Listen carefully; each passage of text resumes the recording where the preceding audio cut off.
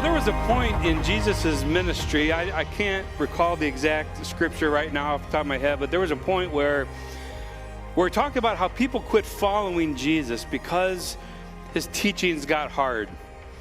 And we're going to look at one of those teachings this morning. I don't know if it's one to which they were referring, but we're going to be looking at a hard teaching of Jesus this morning. And we've been in the series called Sync, where we're talking about how do we align our resources with God's priorities. Not just not that they're our own resources, but they're given to us by God. And so how do we align our resources with His priorities? And what we've been talking about is that there's going to come a point where Jesus is going to return. And He tells us in Matthew 24 and 25 that we need to be ready. We need to be ready. And we've talked about, what does that mean? How can we be ready? We're going to talk about one more of those passages this morning in Matthew 25. I don't know if when you were in high school or maybe college or maybe you're a teacher and you've had this happen where you're teaching and all of a sudden there's that one student, right? That one student that raises his hand and says, excuse me, are we going to know this for the test? Like I'm told by teachers that is one of the most despised questions that can be asked by a student. I think it's a good question. I probably asked it myself because we want to know. We want to know. And this is very much the tone of Matthew 24 and 25. They can tell that Jesus' teaching is getting a little more intense. And here he is, he's talking to his closest followers. He's saying, guys, here's what's going to be on the test. I'm just going to tell you, I'm going to lay it out for you. Here's what you need to know to be prepared. Here's what you're going to be held accountable for. So we've been talking and focusing these last few weeks, asking the question again, how do we prepare ourselves so that we're ready? What do we need to do now so that we're ready then? And there are a lot of ways that we can apply that type of question, a lot of areas in our lives, but specifically, Jesus, more times than anything else, applied these types of thoughts and these questions to money and to material possessions. We read through the Gospels and we can do our own survey and we find that Jesus applied it to this idea of money more than anything else, about how we handle our financial resources, our material possessions. And one last parable I want to look at this Sunday is again in Matthew 25. And like this is traditionally called a parable, although it's really not classified as such. Some would say that it's more apocalyptic literature because it's talking about the end times, some of it, and when Jesus returns. And so Jesus has been teaching all these parables, and then he comes to this part, and he's talking about the day, like the day of judgment. And this is going to be some hard stuff. I'm just telling you this morning. But I want to pick up in Matthew 25, verse 31. I'm going to read through the passage mostly without stopping, and then we're going to go back and we're going to look at it. So Matthew 25, 31 says, Jesus says, when the Son of Man, meaning himself, comes in his glory, and all the angels with him, he will sit on his glorious throne. All the nations will be gathered before him. He'll separate the people one from another, as a shepherd separates the sheep from the goats. And he'll put the sheep on his right and the goats on his left. And so just real quickly, in that day, Palestinian shepherds, probably they do the same thing today. They oftentimes would herd their goats and their sheep together. But what might be surprising is that when they were all together, mixed together, it was hard for the shepherd oftentimes to differentiate which was which were the sheep and which were the goats. And so at night, a good shepherd would take the time to kind of separate them into different groups, and so they would be easy to count and more easy to keep track of. And this is the kind of imagery Jesus is using to say, like on that last day when I return, the nations will be gathered before God. There's going to be a lot of ways that you might think they'd be distinguished from one another, but they'll be distinguished in those two categories between sheep and goats. Verse 34, Jesus continues, then the king will say to those on his right, to the sheep, Come, you who are blessed by my Father, and take your inheritance, the kingdom prepared for you since the creation of the world. For I was hungry, and you gave me something to eat. I was thirsty, you gave me something to drink. I was a stranger, you invited me in. I needed clothes, and you clothed me. I was sick, and you looked after me. I was in prison, you came to visit me. Then the righteous will answer him, Lord, when was this? Lord, when did we see you hungry and feed you, or thirsty and give you something to drink? When did we see you a stranger and invite you in? Or when did we see you needing clothes and clothe you? And when did we see you sick in prison and go visit you? Verse 40, the king will reply, truly I tell you, whatever you did for the least of these brothers and sisters of mine, you did for me. What you did for them, you did for me. And then Jesus said, he'll say to those on his left, depart from me, you who are cursed, into the eternal fire prepared for the devil and his angels. For I was hungry, and you gave me nothing to eat. I was thirsty, you gave me nothing to drink. I was a stranger, you didn't invite me in. I needed clothes, and you didn't clothe me. I was sick and in prison, and you didn't look after me. They'll answer, Lord, when was that? Lord, when did we see you hungry or thirsty or a stranger or needing clothes or sick or in prison and not help you? And he'll reply, truly I tell you, whatever you didn't do for the least of these, you did not do for me. And then they'll go away to eternal punishment, but the righteous to eternal life. This is hard. And I'm just gonna tell you this, that this is hard stuff. Before I get into what does this mean for us in this day and time, I want to make sure that we talk about what this passage is absolutely not teaching. All right, we need to get this clear, because if you're not familiar with Scripture or the doctrine, you might say, well, this is what we need to do to be saved. It might be easy to read this parable or this teaching and say, well, Jesus is saying that these are the things you have to do to get to heaven, and when you do them, when you check them off, then you'll be able to go to heaven. And yet the Bible is very clear that we don't save ourselves. We don't, with our good works or whatever it is, we don't earn ourselves a place in heaven, that we can never do enough. We can never do enough to tilt the eternal scales in our favor. That's just not how it works. And so please understand what I'm saying, that there are a number of passages we could look at that talk about this, that we are saved by grace. Ephesians chapter 2 makes this very clear. God saved you by his grace when you believed. You've been saved by grace through faith. It's a gift. You can't take credit for it. It's from God. It's not an eternal reward. It's a gift through Jesus. It could be rewarded not based on our works, but just because that's what God wants to do for us. So the Bible makes it clear. Okay, let's just understand that we are saved by grace, that we don't earn it. We don't have enough works. We don't even try it. We're not judged. We're not held like that. But what this passage does, what it does seem to say pretty clearly, is that though we're not saved by our works, we're judged. We're judged by our works. So how can we be saved by grace but judged by works? How does that work? Well, Paul kind of lays it out in 2 Corinthians 5:10. He says, for we must all appear before the judgment seat of Christ, so that each of us may receive what is due us for the things done while in the body, whether good or bad.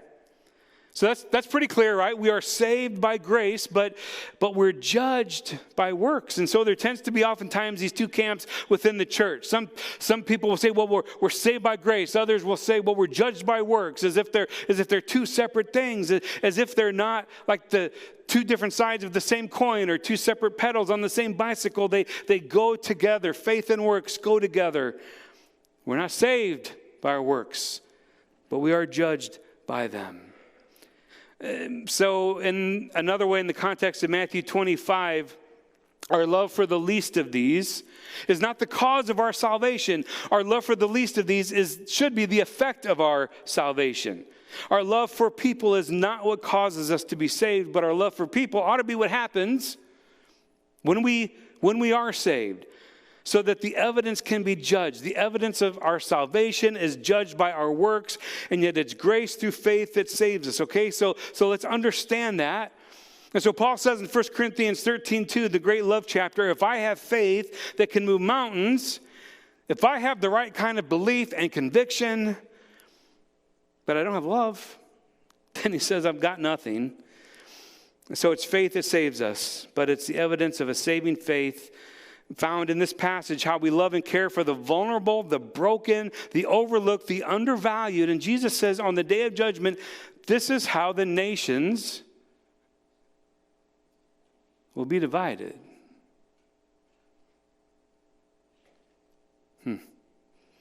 So one of the things that I want to see, first of all, in verse 40, I want us to understand, you see how personally Jesus takes this all. This is very, very personal to him.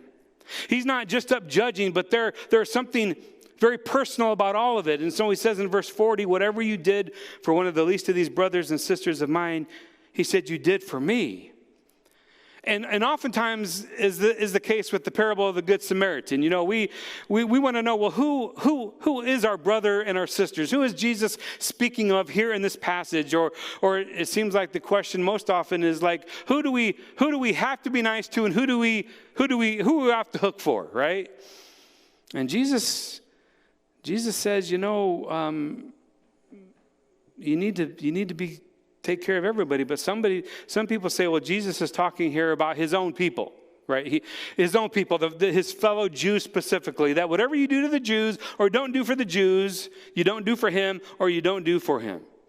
Some say that's what this verse means. Others say, well, it's a reference to his followers, because in Matthew chapter 12, Jesus says, whoever does the will of the Father is my brother and my sister. So here he says brother and sister. So it's whatever you do for your fellow believers. But see, the emphasis is always on, well, who do we not have to include? Who can we leave off of this? And I don't think that's what Jesus is after. I think what Jesus is doing here is he's identifying with the poor and the disenfranchised and the vulnerable and the broken. He's identifying them. And so I think that we need to understand how the rest of Scripture would interpret this, that even in the incarnation, this is what Jesus is doing. He's identifying with the poor.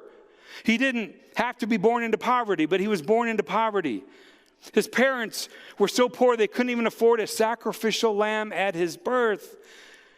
They couldn't afford a sacrificial lamb for the sacrificial lamb. When Jesus lived, he didn't have a place to lay his head. He was a refugee when he came into the world. His family was driven out of their country by an evil king who was trying to have him killed. When he began his ministry, he was rejected by his own family. Later, Jesus would be abandoned by his own closest followers. He'd be beaten, convicted of crimes that he wasn't guilty of and didn't commit. And so what you have here is Jesus in this incredibly like powerful way, identifying with the least of these. He's pointing to all of these different people, the homeless and the poor and the hungry and the abused and the prisoner and the vulnerable. And he's saying, these are my people. These are my brothers and sisters, because I am one of them. So whatever you do for them, you do for me. And whatever you don't do for them, you don't do for me. I was reading a book a little while ago that absolutely just kind of wrecked me. It's a book by a guy named Richard Stearns, and Richard Stearns is the president of World Vision. But a few years ago, he wrote a book titled The Hole in Our Gospel. And it helps us kind of put some of these descriptions here in Matthew 25 in the context of the world that we live in. And so, like so many things that I could say, but a couple of things he says in that book. He says 1 out of 7 people today are hungry, really, really hungry. This book was written about 5 years ago. Talks about the 1.2 billion people today who won't wake up with the water they need for the day. So they'll spend, a lot of them, 5 hours getting water for their family a day, going to get it, carrying it back. But then the water, oftentimes they bring back home, is going to be contaminated and it's going to make them sick. Talks about that in Africa, 165 out of 1,000 children will die before the age of 5 because of preventable diseases. He writes in the book, if you took children who have been orphaned by AIDS and you had them hold hands, they stretch across our country, and stretch them across our country, they would go from New York to Los Angeles 5 times. Some of you know this. I remember, we tend to kind of think of these things in terms of our experiences. And one of the most vivid memories I have of my first time that I went to Haiti is we were having the food distribution. And you had to have a ticket to be able to come and get food. And if you didn't have a ticket, they wouldn't give you food. And they weren't being mean. It was just how it had to be, or there would be random chaos. And so I remember I was scooping the beans, and so they got peanut butter and some dry beans and something else, which I don't remember, but it was my job to take this is a rusty tin can. It's all they had, to scoop out some beans from this thing and to drop them in whatever it was that these people brought to collect the food, to collect the beans. And there came in front of me a little boy. He must have been 9 or 10. And I had learned later that he had walked 2 miles. 2 miles. He was designated by his family to walk 2 miles to get this food. Jar of peanut butter, dry beans, something else, and I took the can of beans and I poured it into his I think it was a plastic grocery bag. I poured the beans in, and the bottom fell out, and the beans went all over this concrete floor. They were just bouncing everywhere, and he started to cry. And I'm like, well, here, hold up your shirt. I'll give you some more. And I got chastised. No, he doesn't get any more. Those are his. And so, again, not being heartless, it's just what they had to do. So me and some others got on the floor, and we started gathering these dry beans and put them in the shirt so he could carry them home. But it's just absolutely amazing, some of the things that we would never even imagine the people around the world go through. So here's one of the images he uses in the book. He says, now imagine that you woke up in the morning and you find out that overnight 100 airliners with full flights crashed and 26,000 people died in these planes. He said, if that happened, can you imagine the outrage that would take place in governments, and imagine the lengths that people would go to make sure that never happened again. But he says, imagine that you wake up the next day and the same thing happened. And then you wake up the next day and the same thing happened. He said, in reality, that is what happens. That there are more than 26,000 kids who die every day from preventable diseases caused directly by poverty. And so Jesus is saying, look, if you have faith, if you believe in me, if you are at all concerned about aligning your resources with my priorities, one of my priorities would be how the poor and the needy and the least of these in our world are treated. And we can talk like I'm thinking about this and I'm going through my mind, well, as a church, because remember what I mentioned last week, that we're all going to be held accountable for how we steward his resources. And I shared with you that even more as church leaders, we'll be held accountable for how we steward the church's resources. And that's a pretty amazing thing. Every 3 years or so, over $1 million flows through this church. It's a huge responsibility. But then I started thinking about all the things that we do, how as a church we try to help the least of these. And I think about things like we pack thousands of meals for Haiti, or we build homes in Haiti and Panama. We support Homeless Angel Shelter over the last few years. We've got our grocery giveaways. We support missions in Jamaica and Guatemala and Haiti, and have supported Mexico City and Panama. And all of these things, all of these ministries there do a lot. They do a lot to meet the needs of the least of those wherever they're at. Then we talk about how we help people with food and utilities and housing if they're in need and they're in our community and they come to church. And I know that many of you on your own, you support children through Lifeline or Compassion or World Vision or whatever. And these are all important.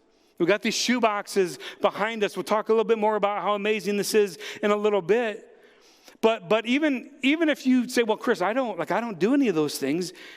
Even through your faithful generosity, even if you don't realize it, you're being partly obedient to what Jesus teaches in Matthew 25, because everything that you give to this church, some of it goes for these causes. Now, I don't know if we'll ever do enough. I don't know that you ever can do enough. But here's my question. I'll ask myself this. I'll ask you. Why is it that we do these things? What's the purpose of it? How are the things that we do, little bits though they might be, how are they being used to love and to care for people? So as a church, when we're doing these things, we're not just doing them, but we need to be prayerfully praying against the forces of darkness in this world that oppress people in these places. How many people come to church with the mindset of, well, what can the church offer me? Well, it can probably offer me some stuff. It can probably provide some amenities that will appeal to me. And like, I get that. And that's not a bad starting place for somebody who's new to the faith. I get that. It's kind of how we've been discipled as a culture. It's just the way we think, We begin to easily think that's like what church is. Like it's picking a health club or picking a cruise or picking a restaurant. Like what amenities do they have? What does the menu offer? And if I like it, if it seems to meet my needs and my family's needs, then maybe we'll go there, we'll check it out. But man, if something doesn't, or if they change something, or if I don't like something, then I'm out of there. And I think as Christians, we just need to ask ourselves, why are we here? There's probably lots of reasons. Some of the reasons are good, but there's lots of reasons. But what is our main purpose as a church and in life? Well, like Jesus has a lot to say about it in this passage. Now, this would all be well and fine. We can come together, we can sit in somewhat comfortable pews, and we can sing songs, and we can enjoy fellowship, and we can enjoy a meal and all this stuff. And this is all well and good, but we can't lose sight of the fact that on one day we're going to be held accountable. And that's how God judges the genuineness of our belief and our faith, right? According to Jesus. Like how we are loving the least of these is evidence for our belief and our faith as followers in Him. And so here's what's so ironic. That this is also, by the way, how the world judges the genuineness of our belief. Not even so much like how much Bible we know or how many people did you win to the faith or whatever. It's demonstrating our faith by loving people in real tangible ways. That is what shows God our reality of our faith. And that is what shows a cynical, unbelieving world the reality of our faith. And I'm telling you, and I don't mean to be a prophet of doom, but I believe this is correct, that as we move forward into the future as a church, as a Christian church nationwide, that is what a cynical, skeptical world is going to pay attention to. So many people have grown tired and cynical of the church scene in our country. So many people have given up on the faith. So many people have been disillusioned. And to be honest, rightly so oftentimes, in my opinion. Church in this country's been a mess for a while. But what's going to get through to people, I think, as we go along into the future, is the reality of our faith demonstrated by love and compassion. They're not going to have a lot of patience for people who say, well, yeah, I'm a follower of Jesus. But then it's not our theological arguments that are going to move them. It's not our excellent programming that's going to appeal to them. It's not our big events primarily that will attract them. It's going to be, are we doing what the church has done for 2,000 years? You study the early church, the first 300 years or so, and you'll find that this is what changed the world. This is what changed the world, was how those Christians lived differently, how they loved outsiders, how they loved each other, how they cared for the least of those in their day and time. There's a great story of a Roman governor named Pliny. And Pliny decides he's kind of heard enough, and this is the first century. He's heard enough of this church stuff. He's heard all kind of weird rumors and all kinds of weird stuff. So finally he dispatches one of his top guys to go into a church and to kind of hang out there for a month or so, and then to report back to him what is this church thing all about. So a month or so goes by, the guy goes back, reports to this Roman governor named Pliny, and Pliny's like, well, what do they do? Well, he said they're kind of a weird group. Got that right? So they sing, I love this, they sing songs to Jesus as if he were God. It's really important. Very early in the church, they knew that Jesus was God. Then they pass around these bread and this wine, and they talk about it's the body of Jesus, and then they eat it.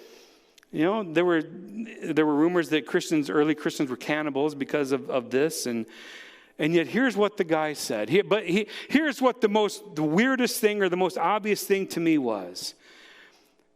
He said, how those Christians love each other. So the challenge for us then is to do something. We can't do everything, but we can do something. In the text, we see that we see these people, they're commended and they're rewarded. They didn't feed everybody, but they fed somebody. They gave a drink to somebody. They welcomed somebody into their homes. They gave clothes to somebody. They took care of somebody. And there's almost this emphasis that it was just kind of really one person at a time. One person at a time. It's good that we do things and we don't know individually. We send like group stuff but Jesus is talking about what do we do individually as Christ followers for one person at a time. And Jesus says, what you did for that somebody, you do it for me. My tendency is to kind of rationalize and justify and say, well, you know, if I can't really make a big difference, you know, if I can't really make a big splash, then it's really no use even trying to make a difference. But what's going to be the test for us on that day when the King returns is somebody, is one person at a time. That's what we'll be held accountable for. And so we study this text, and what seems clear is that on the day of judgment, Jesus will reward people, not necessarily for those big, grandiose, front page, world-changing accomplishments as much as he does for the little things, at least the little things as far as how we would kind of consider them. That genuine love and generosity is demonstrated in the forgettable, often unremarkable moments, often overlooked and unnoticed by people, often things that we might not even remember. So hang with me just for a moment. Here's kind of how I picture for me personally how that day might go when Jesus returns. I'm going to stand before judgment seat. I'm going to kind of have a list of my religious resume in mind. Some things that God might want to just remember about me and why I'm so awesome. And so I'm going to talk about, God, you remember that day in 1993 in May when I graduated from seminary and it was so hard. There was a lot of papers and a lot of work and it took me 3 or 4 years. And he's like, he's going to get out his iPad or I guess scroll or whatever. I don't know. And Yeah, I remember that. Or geez, what about, remember that when I was ordained in ministry, man, what a great night that was and how awesome it was. And do you remember that? It was in 1992 in October, and he's like, I see that. And he's going to start asking me some questions. He might say, well, do you remember that time that you were in downtown Chicago and you turned around on the street and you went and you got money out of an ATM to give to this lady and her young child that were on the street? No, I don't. Really? Yeah, you did that. And then he cites the day and the time. Do you remember 3 Thanksgivings ago, it was 2 days before Thanksgiving, and you were in Tennessee, and you got up early, and you decided that you wanted to go to breakfast, and so you went to this IHOP, right? And do you remember that it was kind of busy even for that time of morning, but there was one waitress, and she was the only one working. She had to wait on tables, she had to bus tables, and she was about to come apart at the seams, and there were so many other people there that were being rude and pushy, and she had kind of told you that she was struggling. She was a single mother, and do you remember you left her a big tip, $100 tip? Do you remember that? Oh, yeah, I guess I do. Remember that. Do you remember 7 years ago? April 12th is on Sunday after church, and you got a phone call at the church. You picked up the phone, and there's a guy in a seedy motel in Flint, and you needed to take him some money so he could catch a bus. And so you went out in the rain to this seedy place in Flint, and you took this guy money so that he could have a bus to get back home. And like I seem to remember something about that now. Now, listen, maybe it'll go that way. Like, I don't know. But I gotta be honest with you, I hope it doesn't. Because if that's how it goes, then I'm gonna tell you, I'm in trouble. Because if that's how it goes, it'll be more like, hey, Chris, do you remember Do you remember that awkward girl in high school that you didn't have a friend, and she was so nice and did all kinds of things for you, but you were mean to her, and you just did all you could do to avoid her and to make fun of her? Do you remember that girl? Chris, do you remember that homeless guy that was on the corner and you didn't make eye contact with him? That was me you didn't make eye contact with. Do you remember when you were driving across the parking lot of the mall that one day in November and you saw this lady pushing a shopping cart with 3 wheels on it trying to get to the housing complex, and she could barely make it, and you just drove by her? Do you remember that?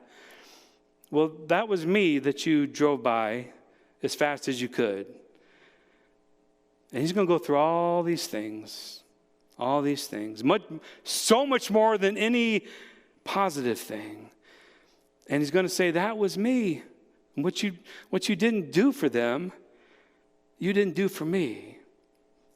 A lot of times, if you recall, I will tell you, like when I'm preaching a series, usually when I'm preaching something about marriage, I'll say, now, I know it's tempting if I'm talking that you maybe are thinking in your mind, man, I sure hope that, like, preach on, Chris, I sure hope so-and-so hears about that. Because he or she needs to hear that. Right? Like you think everybody else needs to hear everything but you. And then I'll say, don't worry about what God is going to say to that person. You need to, what is God saying to you through this message? And oftentimes I will do that when I'm preparing the message. God, what do you want me to say? What do you want me to say to them? And he very clearly said to me, he said, well, it's not about what I want you to say to them. Why don't you listen to what I'm trying to say to you? And so I'll be honest with you. There are passages of the Bible that I'm still grappling with, that I just haven't preached because I haven't figured it out. And unfortunately, this is one of them. I have no neat and tidy conclusion, no way to tie this up in a bow. All I know is that God has dealt with me on this over the many, many years. And I sit down and I read a passage like this and I say, God, what do you want me to say to them? What's the big idea that you want me to convey? And God says, well, here's what I want you to know. Before we talk about them, why don't we talk about you? See, we can't do everything, but we can do something for somebody, somewhere, sometime, hopefully on a regular basis. But here's what I know, that when we see Jesus in the faces of the least of these, I think really then, and maybe only then, I don't know, but the world will see more of Jesus in us. When we see Jesus more and more in the least of these, I think the world will see more of Jesus in us. You know, it's been said that we're never more like God than when we give. And I think we would all agree with that. For God so loved the world, he gave his one and only Son, that whoever believes in him will not perish but have eternal life. We're never more like God than when we give. We're never more like Jesus than when we give.